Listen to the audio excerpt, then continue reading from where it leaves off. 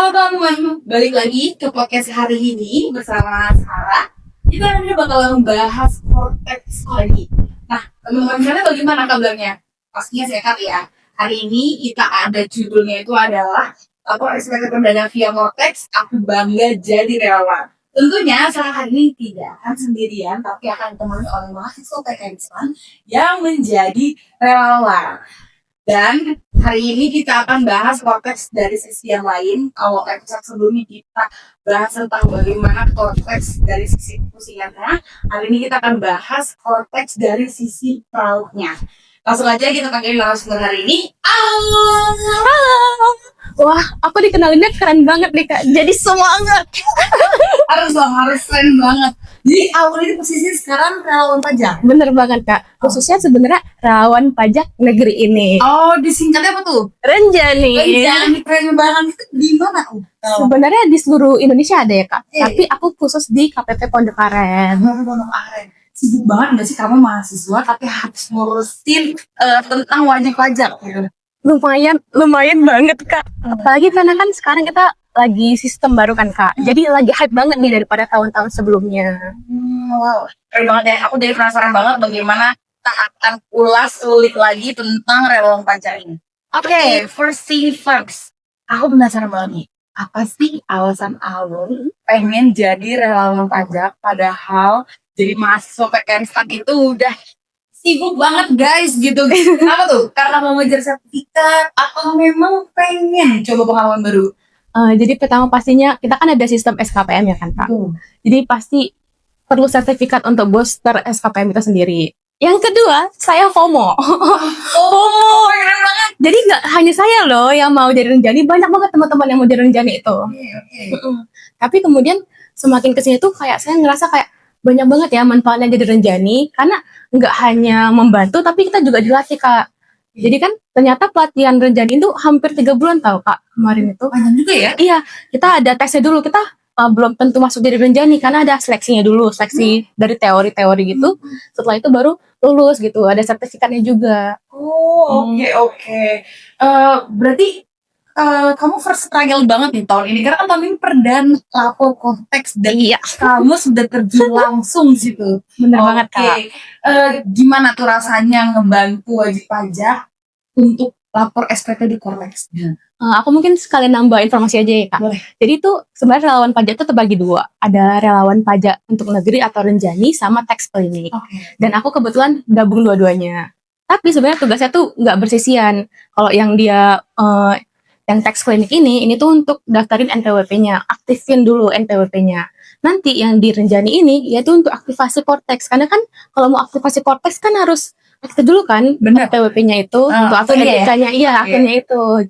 Dan kemudian kalau khusus renjani sendiri tuh untuk nanganin orang pribadi Kak. Jadi yang trial tuh yang bareng aku tuh paling bapak-bapak, ibu-ibu pekerja swasta, bukan yang bisnis, bukan yang usaha-usaha gitu. Oh, jadi lebih fokus ke karyawan swasta, bukan usahawan ya? Iya. Oke, gimana tuh rasanya, feel-nya gitu? Sebenarnya kan karena ekspektasi orang-orang kan sulit gitu ya Kak. Kayak wah ini nggak benar. Jadi kadang mereka datang tuh dengan emosi yang belum stabil. Takut juga. Iya. Bener-bener. Dan antrian di kantor pajak kan sekarang lagi rame banget ya kan Kak. Makanya kan orang udah ngantri lama, baru emosi nggak stabil. Jadi kita sebagai pelayan publik wajib stabil emosinya, wajib senyum, wajib tenang gitu. Apalagi kan sebagai renjani itu kita punya ada kode etik kan Kak. Kita tuh nggak bisa membantu selain di dalam kewajiban kita sendiri. Jadi ketika misalnya nih mereka ngurus yang selain yang merupakan kewenangan kita tuh harus dengan tenang bilang, "Maaf Bapak Ibu, mungkin bisa di loket sebelah sana gitu." Diarahin gitu. Jadi kitanya yang membawa mereka untuk lebih tenang gitu ya. Kalau kitanya panik juga nanti kan mereka juga ikut panik kan. Keren banget. Tapi Kak, reaksi Bapak Ibu tuh juga kepada mahasiswa tuh lebih soft gitu loh Kak. Gak tahu ya kenapa, mungkin kita kan anak bawang gitu ya. Bener. Atau kan lebih takut mungkin sama pegawai pajak ya. Sama mahasiswa kan mungkin kalian lebih friendly gitu ya. Jadi tampilannya tuh lebih unyu-unyu gitu ya.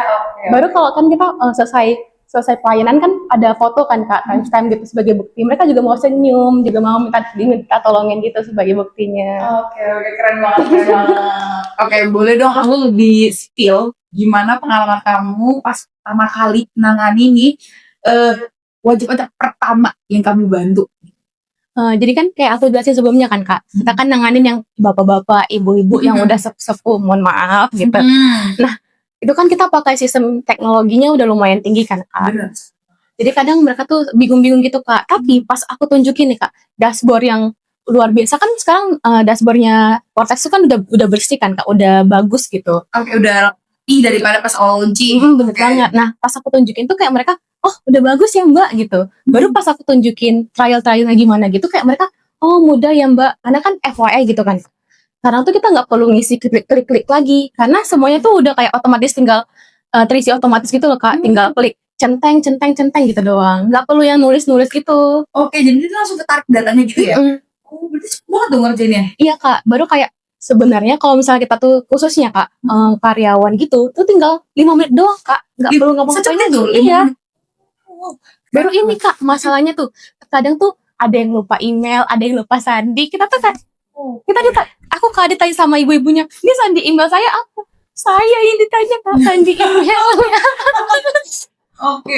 Baru Kak, saya kan pas pelatihan pernah diingatin sama pelatihnya kan, Mbak DJP juga. Itu tinggal buka aja di handphonenya emailnya.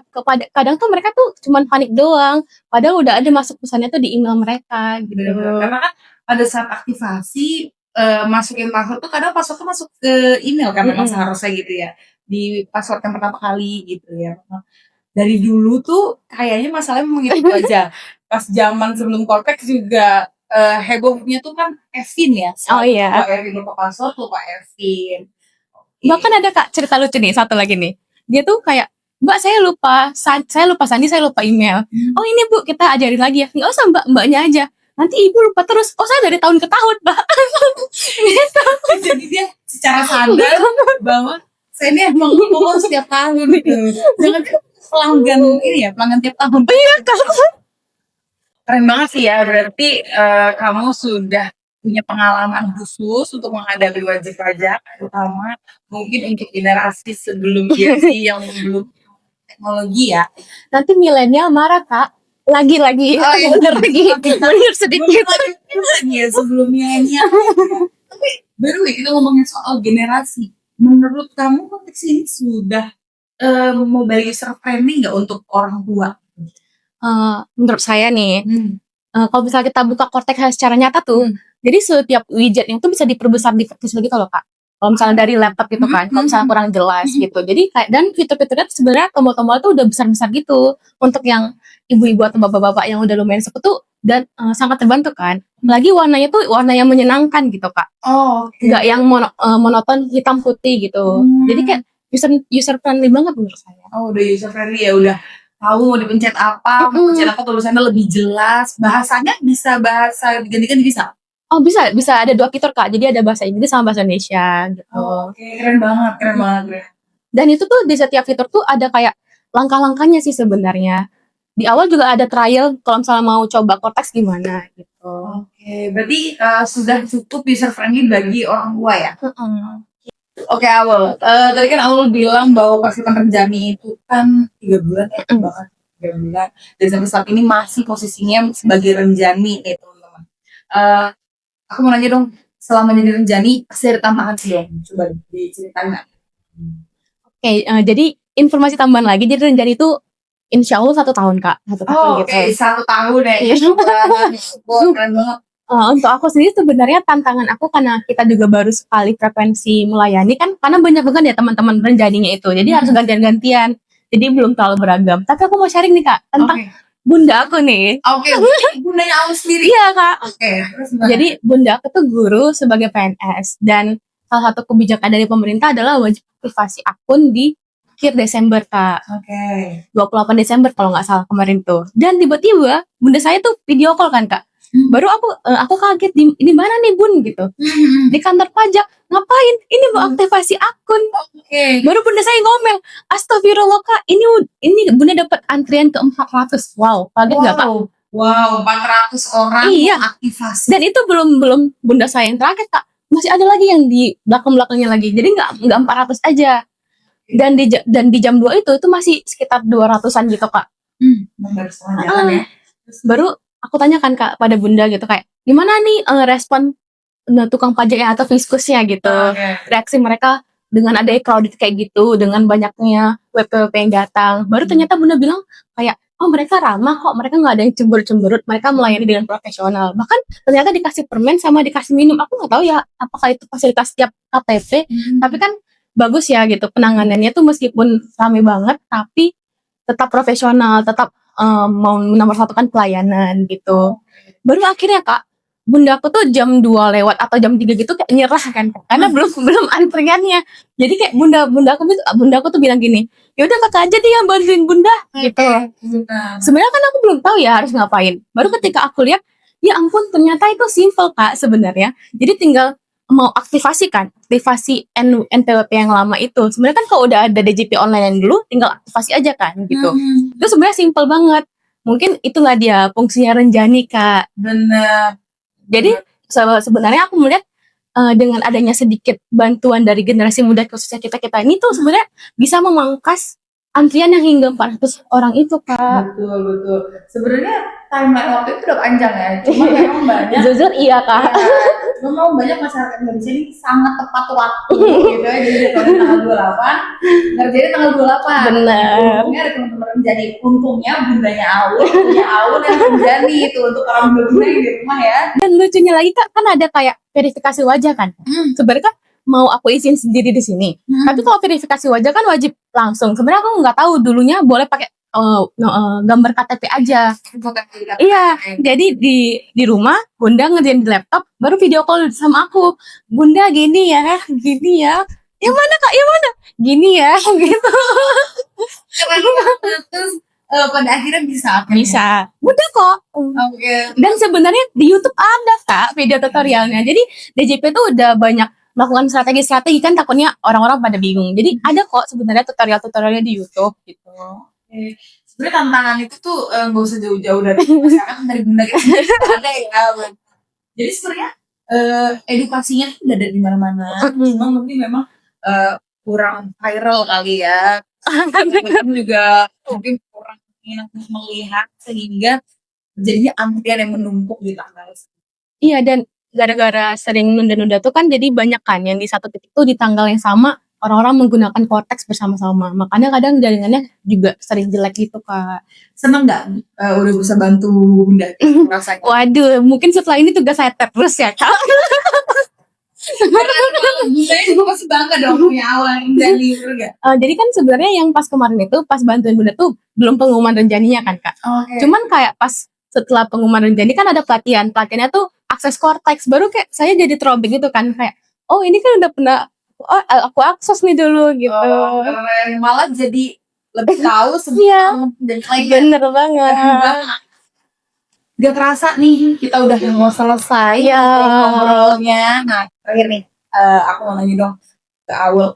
Menurut Aul ada pesan nggak buat teman-teman mahasiswa lainnya atau entah Cortex atau boleh keduanya? Jadi kan aku kan mahasiswa manajemen keuangan negara ya Kak. Dan sekarang tuh lagi di fase pembelajaran praktik perpanjangan lanjutan gitu Kak, dan membahas Cortex juga nih Kak. Oh iya, jadi sebenarnya dengan adanya Renjani ini aku tuh nggak hanya belajar teorinya doang Kak, jadi aku tuh bisa mempraktekkan apa yang udah aku pelajari di kelas gitu Kak, yang nggak bisa teman-teman lain rasakan kalau nggak ikut Renjani atau teks klinik gitu Kak. Privilege ya. Iya. Karena kan kadang kalau kita teori doang kan nggak nyangkut kan di otaknya Kak. Baru kan kadang banyak ya isu-isu tentang Cortex ini jelek banget sih, mohon maaf gitu kan. Cortex ini kayak nggak usah lah, balik aja ke sistem yang lama gitu. Iya. Tapi kayak ternyata dosen aku tuh cerita gini Kak, ternyata penginisiasi Cortex itu tuh bilang gini, manfaat Cortex ini baru kita bisa lihat 5 tahun ke depan gitu. Jadi kayak aku juga sadar, iya sih suatu sistem yang besar ini tuh nggak mungkin bisa langsung bagus gitu 1 tahun ini secara spontan, secara singkat ini Kak gitu. Jadi kayak mungkin kita semua bersama-sama rakyat Indonesia ini bisa bersabar bentar gitu Kak. Sekali kan kesalahan-kesalahan kecil atau kesalahan-kesalahan ini kan bisa jadi suatu pembelajaran, suatu perbaikan untuk menghasilkan sistem yang lebih baik lagi. Benar. Dan menurut aku tuh kalau nggak dimulai dari sekarang, kapan lagi gitu kan Kak gitu. Meskipun takut Cortex ini gagal atau gimana, tapi kalau nggak mulai, kita kan nggak bakal tahu hasilnya gimana. Benar Bang. Dan menurut aku tuh bagi teman-teman mahasiswa, mahasiswa PKN STAN khususnya yang punya privilege yang mudah gitu untuk akses tek klinik atau Renjani itu tuh ayo gabung. Soalnya dari situ kan kita tahu ya gimana prospek kerja di DJP nantinya, gimana beratnya menjadi seorang pelayan publik yang menangani beragam macam manusia gitu. Betul banget. Dan kita kan jadi apa ya, ibadah juga ya kan Kak, membantu. Kita kan relawan pasti dapat pahala kalau ikhlas gitu. Benar. Apalagi kakak DJP juga enggak tergantung. Banyak banget pilihan. Oh my god. Jadi kita bisa jadi Gen Z yang benar-benar melek teknologi, taat pajak, dan juga sambil beribadah dengan berbuat baik sama wajib pajak di seluruh negara ini ya, seluruh Indonesia. Iya, kalau teman-teman mahasiswa selain mahasiswa PKN juga banyak kok akses-aksesnya. Jadi Renjani ini nggak hanya khusus untuk PKN atau kedinasan, tapi dia khusus seluruh mahasiswa bisa ikut Kak gitu. Dan aksesnya tuh terbuka, tinggal buka aja websitenya Renjani gitu Kak. Oke. Dan setiap tahunnya Instagram DJP juga ada. Oh iya, dan setiap tahunnya juga oprek gitu Kak. Oke. Selalu ada open recruitment untuk Renjani. Jadi buat teman-teman yang belum daftar Renjani tahun ini bisa daftar tahun depan. Bener. Walaupun tahun ini edisinya spesial banget karena kalian Renjani tahun ini yang Bener banget Kak. first time dalam sejarah gitu kan, sejarah tes keren banget.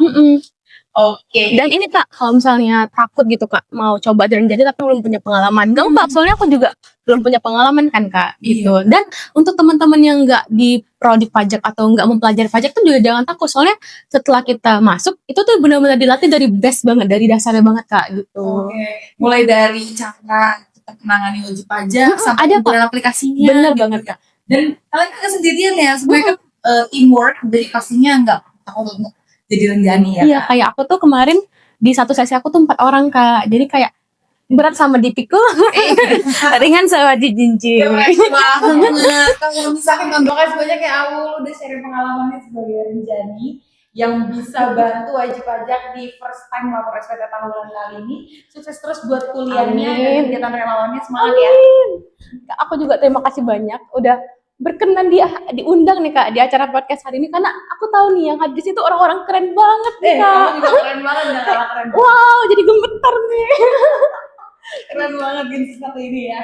Oke, teman-teman, itu tadi obrolan kita di podcast hari ini tentang lapor pajak Cloud Cortex dan juga pengalaman Awi sebagai Renjani. Dan ternyata lapor pajak itu nggak serem ya guys, semua itu malah bisa jadi momen membanggakan karena kita sudah bisa membantu wajib pajak untuk lapor SPT via Cortex. Setuju. Jangan lupa lapor SPT tahunan kalian dan sampai jumpa di episode berikutnya. Tunggu Kak, aku ada pantun nih Kak. Oh, apa tuh pantunnya? Kita bareng-bareng ya, ini kan kita udah bisa ini kan, iya. bertukar pikiran ya.